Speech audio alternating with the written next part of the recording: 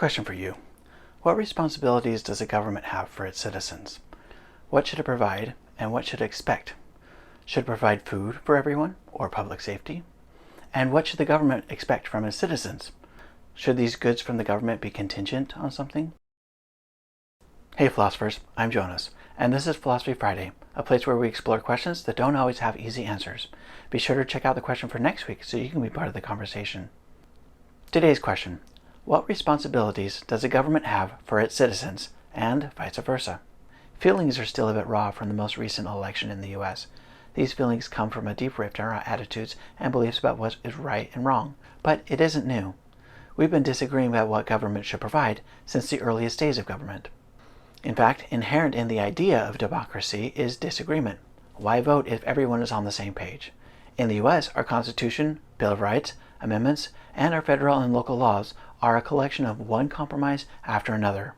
When it comes to politics, we're extremely divided, and that's kind of the point. Democracy hinges on people having strong feelings about what they think the responsibility of government should be. So I ask you, what do you think the government should provide its citizens? And perhaps as important a question, what should the government expect from its citizens? Let's see what our community has to say. Our first comment comes from Tribalism Blinds Them But Not You, right? Which is a fair question. They write, the government should protect us from foreign invaders, make policies regarding international and interstate trade, make laws regarding tax and spending, investigate smaller governments that serve the state, country, or city, fund welfare operations for those who need it. For our part, it is our civic duty to vote. We should pay our taxes and willingly be part of juries. G11713 writes, so there's a thing called the Constitution, which describes how the people have established their mechanisms of self-governance. The government is thus not separate from the people in constitutional democracies. I agree that the Constitution and its various amendments enumerate many of the responsibilities of the U.S. government, but it's a fluid document and it may not reflect contemporary public sentiment. That's why there's a way to change it. So what do people think now? Russ R. writes, my response would be taking care of the people they are there to govern. The obvious things are police, fire, roads, infrastructure, all things we need for our society to function. But I would also say At.I is an equalizer in the sense of regulating work conditions, safety, and acts of God tragedies.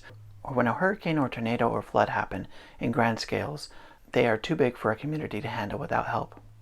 Josh R. writes, the government is responsible for taking care of the things that are needed for society to function, including infrastructure, education, first responders, etc.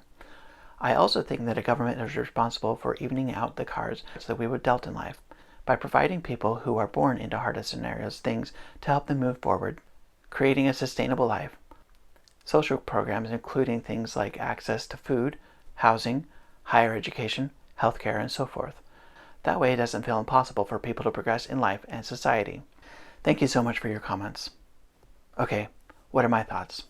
This is a really complex question, and to be frank, I think the answer changes as governments mature.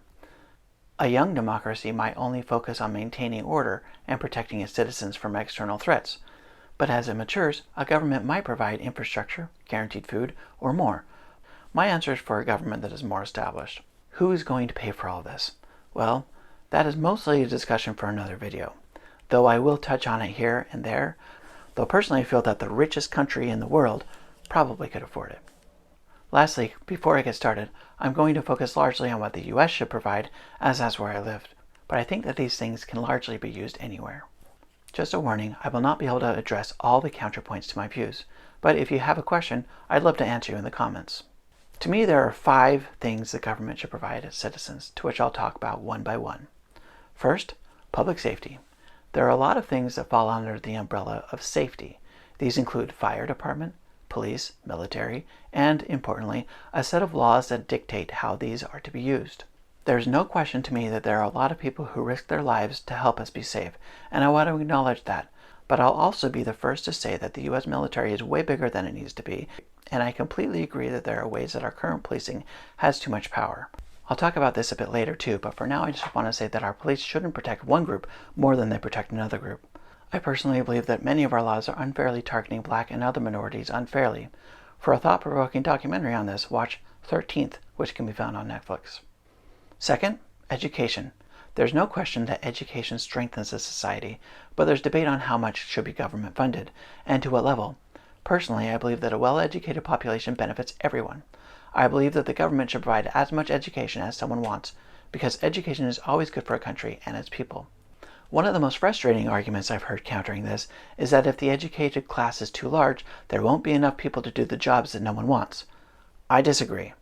But whether it's true or not, I'm optimistic that with a lot of smart people, we'll figure out a solution. Third, housing, which is a basic right that shouldn't be denied to anyone.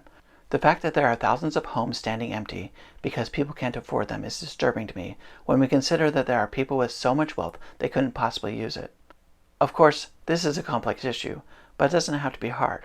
We could provide a stipend or create public housing. There are a lot of ways we can help mitigate what shouldn't be a problem in our country. Similarly with our fourth item, food. Thousands of food products are thrown out because they didn't get sold, and that is a failure if you ask me. No one should go hungry in a country that clearly has the means to feed its citizens. Finally, number 5 on my list is healthcare. To me, if we have the technology and resources to improve a person's health, we should absolutely do it. I'm pretty sure that the most common complaint about this is that everywhere that has socialized medicine is bad for one reason or another. It gets complained about, etc. But I urge you to look at our current system in the U.S. We pay more in the U.S. for worse results, and objectively our health outcomes are worse. I love the meme that says universal healthcare is such a complex beast that only 32 of the world's 33 developed nations have been able to make it work. I'd much rather pay the government the amount I'm paying now than the insurance premium I'm paying each month, the copays, the coinsurance, the office visit fees, and the prescription copays, etc. And I believe the studies that say that for most of us the studies would actually be far less than the combined total we're paying now. Of course, there are a lot of insurance adjusters, medical bill collectors, and others who happily take our money off our hands when we are at our most vulnerable, who would rather keep our current system.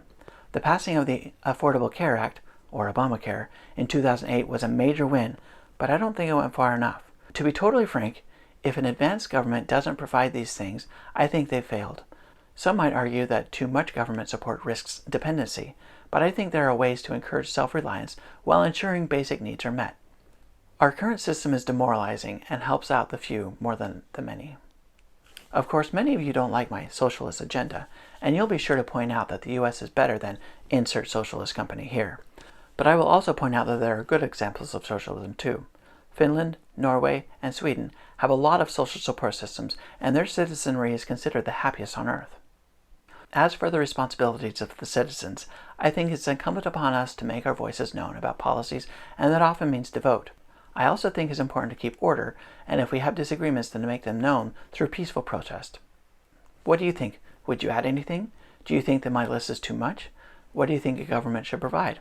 Answer in the comments. Now, I'm not going to pretend like everyone agrees with me, like most of my videos. But whether you agree with me or not, I'd love to hear your thoughts in the comments. Thanks for watching, and keep questioning. If you like this video, then join our conversation and tell us what you think. It's people like you who make these videos possible, and the best way to keep this community going is by joining in the discussion for this week's question, and you might be featured in next week's video.